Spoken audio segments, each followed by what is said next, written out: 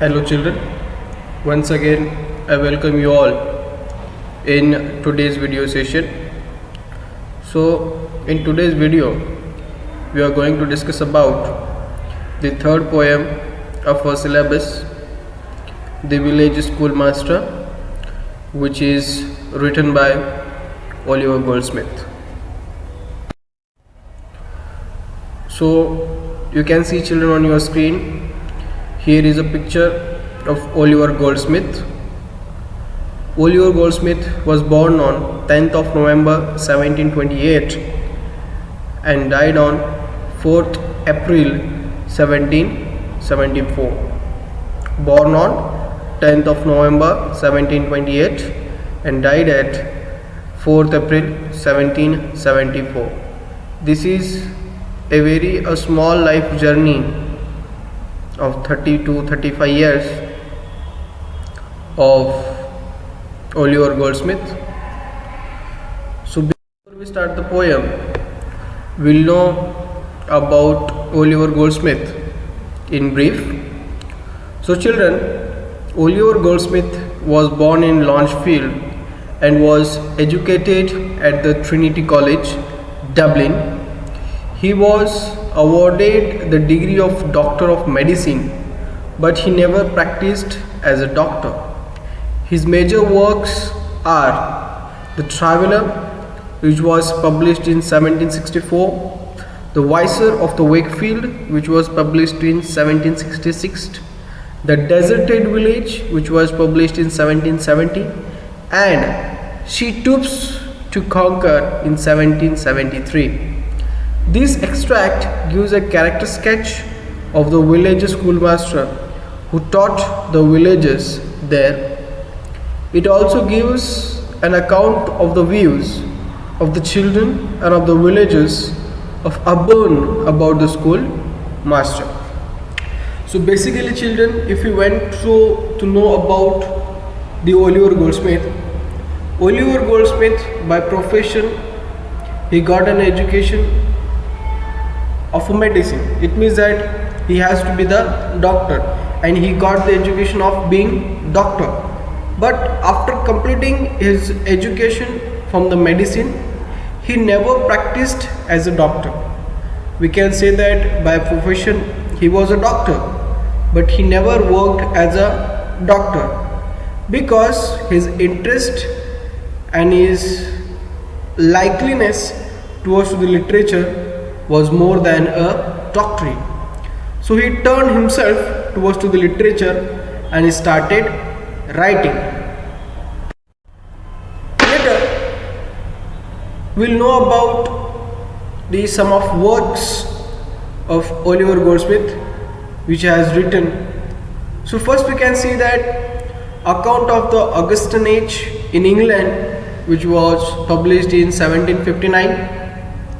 The Real Life of Richard Nash, Bev Nash in 1762. The History of England from the earliest times to the death of George in 4 volumes in 1771. Dr. Goldsmith's Roman history abridged by himself for the use of schools in 1772, and History of the Earth and Animated Nature in 1774. The complete poetical works of the Oliver Goldsmith was published in 1887, edited by Austin Dabston.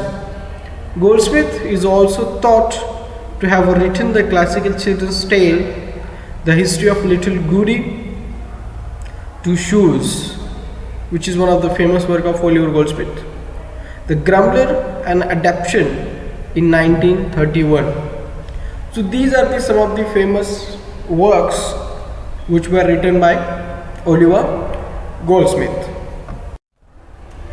So here children, now we'll start our today's poem.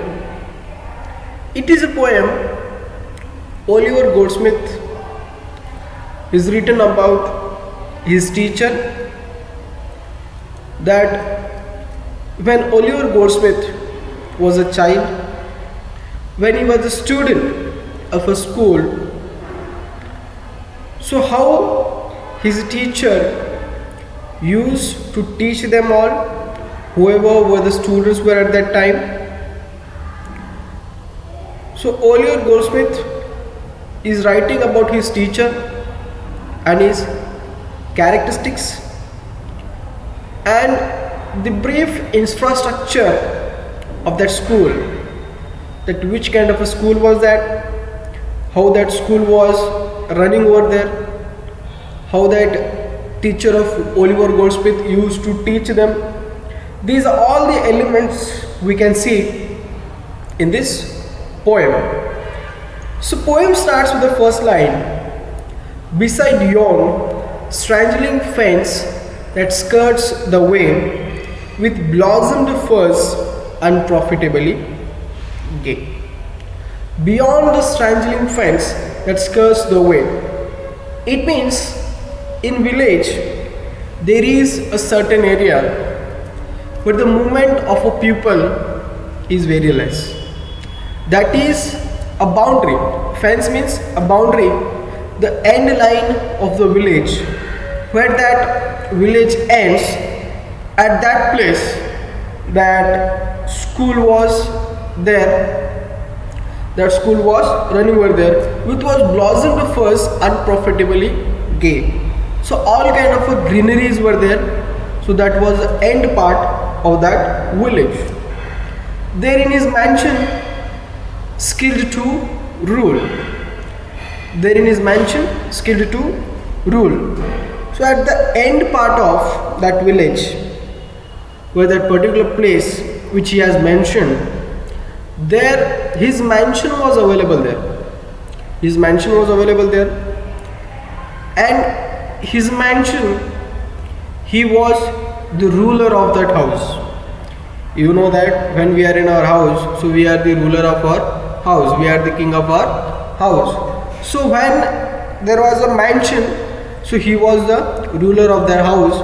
So rules and norms and conditions were also meant by him only. The village schoolmaster, the village master, taught his little school. So we know that in his mansion only, in his house only, he used to run his school. The children were going to his house, the children were going to his mansion, and there he was teaching to the children. A man severe he was and stern to view, I knew him well and very traunt knew. So here writer telling that in these two lines, a man he was severe and stern to view. So here writer is talking about the multiple personality of his teacher, that village schoolmaster was very severe and stern. Severe and stern means that he was kind as well, strict too much. He was not like a normal teachers who always been with the jolly with the children. He was not always like a strict teacher that who always punishes the children. He was having a multiple personality, that sometimes when it needs he used to become a kind, and sometimes when it needs a strictness, at that time he becomes a strict also. Well had the bonding tremblers learned to trace the days disastrous in his morning face. See, so the children were also become very known to the personality of the teacher. So children, by looking the facial expression of the teacher, they used to understand that what is going to be happen in today's school. The teacher is in a bad mood today, or teacher is in a happy mood today, or the day is going to be a disastrous for them, or the day is going to be very good for them. When the teacher enters in the school, or when the children saw his face, they are going to recognize that today teacher's mood is not good, he is looking little bit angry. If we create any naughtiness into the class, then definitely sir is going to be punish us. And the reverse. Again they used to observe the face of a village schoolmaster. If his face is looking like a normal, you know children, whenever we get angry or whenever we furious, our facial expressions are become automatically changed. You know, when we become happy, our facial expressions are like, oh hello, how are you, I am very happy today. We like to be in a jolly mood. But at the same time, when we become angry, so our facial expressions have become totally changed. Our eyes are going to be broadened, our foreheads are coming to be wrinkles, our face started liking to be burning. At that situation, if any person look towards us, he seen our face, he can really understand that in which mood we are. They can understand it very well that we are in angry mood today. It's better to not to tease him.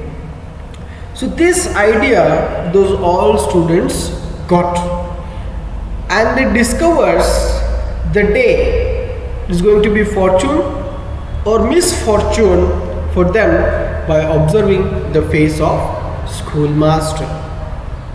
Next, what the Oliver Goldsmith say, full well they laughed with the counterfeited glee at all his jokes, for many a joke had he. See children, very important line it is. Full well they laughed with the counterfeited glee at all his jokes, for many a joke had he. So counterfeited glee means it's a personification way. It is a way of personification. So you know children, if somebody comes to you and they told you a joke, and in that joke you never feel like a laughter, you listen that joke very carefully, but you never feel, but you not felt like a laughter. But then also, for the respect of that joke or for the respect of that person who told the joke, you laughed. It means you produce an unwanted smile, you produce a fake smile. That's called a counterfeited glee. So whenever the teacher tries to make laugh to his children, and if he told any joke, children used to laugh a lot. Why they used to laugh? Because they afraid a teacher a lot. When they feel there is no laughter at all in this joke, then also they used to laugh. Why they used to laugh? Because they knew that if we never laughed on the joke of a teacher, maybe he is going to be punished us. So it's better, whatever the joke it may be, we should laugh. At all his jokes, for many a joke he had. So whatever and how many jokes that teacher has, if the teacher tells a joke in a class, the children used to laugh with the counterfeited glee. Full well the busy whisper circling around conveyed the dismissal treading when they foamed out. And the children were not laughing themselves, they were conveying the message to their companions also. Hey, please laugh, otherwise teacher will punish us. Please laugh, teacher will punish us. It means they were conveying the message to everyone that laugh on the joke of a teacher, laugh. Like these elements, they were conveying to the each and every companion of them. Next, what writer is telling here, yet he was kind, or if severe in aught, the love he bore to learning was in fault. He is telling that the teacher was not remain always in an angry mood. The teacher not remain always in an angry mood. Sometimes he became severe. Severe means strict. Sometimes he became severe, and sometimes he should kind. If we always become severe, if we always become strict, then the students will not learn from us. They are afraid from us. They'll get threatened by us. That's why the teacher should have to become little bit kind also, a little bit strict also, because it is the need of the situation. When a teacher is becoming a class, and if he tries to become always kind to the students, then the students will started taking for a granted to the teachers. What they will think? They will get a courage to create a naughtiness in class. They will not afraid to a teacher. They used to take a teacher for the taken for a granted. Taking for a granted means children, they believes that sir is very kind, madam is very kind, madam will not beat us, sir will not beat us.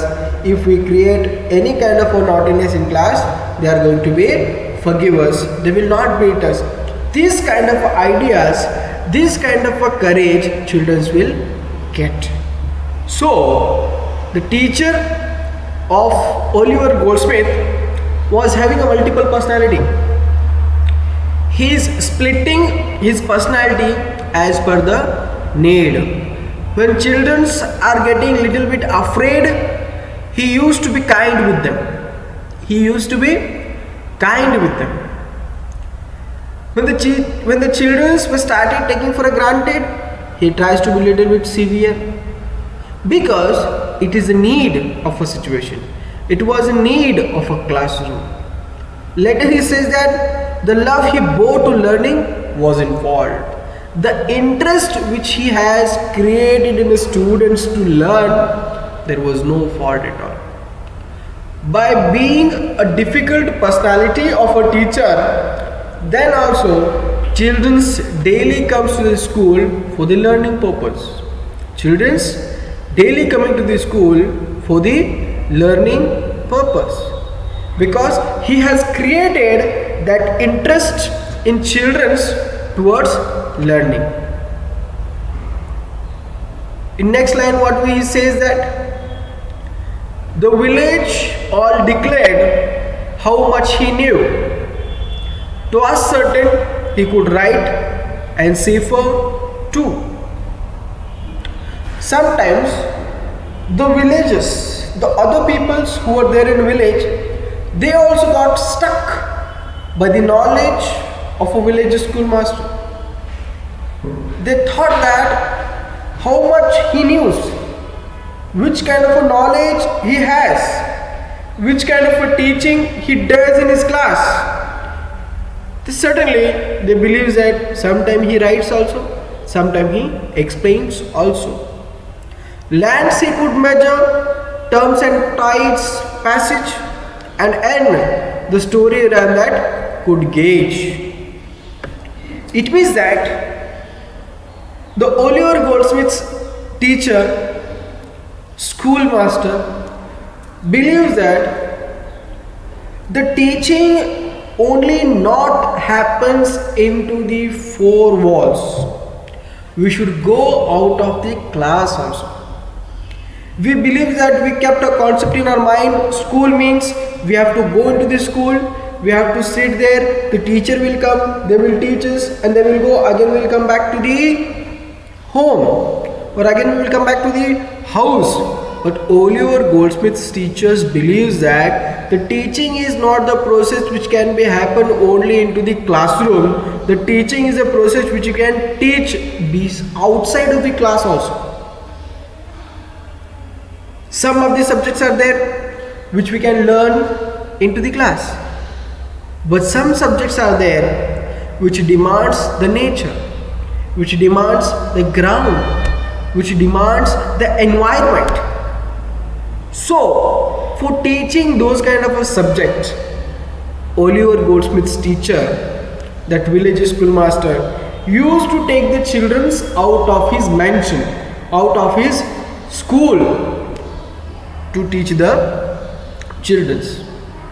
When it comes to the teaching of mathematics, when it comes to the teaching of mathematics and arithmetics, he used to teach the children to how to measure the lands.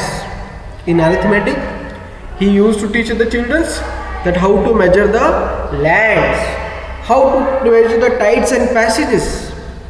The story ran that could gauge. It means The children were getting the knowledge from the syllabus also, from the textbook also, and outside of the textbook also. Sometime in arguing to, the person owned his skills, for and to the vanquished he could argue still. Sometime he used to keep a debate between the student and the teachers. Sometime he used to keep a debate. They started arguing on the topic. Sometime they used to argue on the topic. When the villagers comes and asked him a question that what you are teaching, why you are teaching like this. So the little bit of argumentation also used to be happen with them. Sometimes children used to argue with the teachers, sometimes villagers used to argue with the teachers. But the villagers or the students defeated the village schoolmaster. Then also he never stopped arguing with them. It means that his motive is clear. His intention is clear. He just wanted to teach the students. The way, no need to bother about it. Whether he is teaching to the students into the class, whether he is teaching to the students outside of the class, no matter how he is teaching and no matter how the children are learning. The one thing that he is teaching and children are taking interest in his subject and children are taking interest in his teaching, then it's fine that he is going to teach them. This was a clear intention of that village school matter.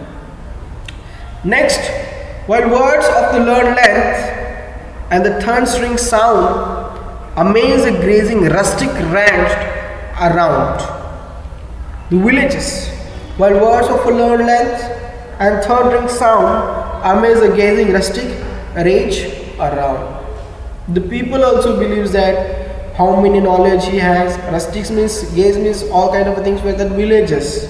The people of a village also believes that how much knowledge he has, which kind of a knowledge he is having. All the necessary things he used to do that, and the people also think that. Later, and still they gaze and still they wonder grieve, and they believe that the knowledge of a teacher is not still limited. The knowledge of a teacher is not limited, that one small head could carry all he knew. That the day by day the knowledge of a teacher and the knowledge of a student is gaining and gaining. Every day he will teach something new, children will learn something new. In this process and the process of a debate, the knowledge of a teacher and the knowledge of a teacher and the teachings of a teacher is growing day by day. So village people thought sometimes that one small head, in that small head, that what we human beings are having, in that small head, how much knowledge we can carry, how much knowledge we can carry. So once I read, children, it's a general thing about everyone is having 100% of a mind. Everyone is having 100% of mind. And a normal human being can use only 2 to 3% of that mind. How much that normal person can use that mind? All of from that 100% mind, a normal person can use only 2 to 3% of that mind, and the scientists are using 5 to 6% of that mind. How much? They use just 5 to 6% of mind. That's why they become a scientist, and we use only 2 to 3% of that mind, or 3 to 4% of that mind, we become a normal. So we can have to understand here what the capacities of our brains we are having and how much we can use it. So the village schoolmaster was having an extraordinary talent to teach the students. It may be anywhere, whether it is in a classroom or it is out of classroom, but the purpose is remain same, that I want to teach my students. This is a single purpose which he was having. and he believes in that he wanted to teach the students. So children, this is what I have explained about the poem Village School Master. In next video we will discuss about the exercise, the most important questions of this poem. Till then, watch it and listen it carefully. Thank you.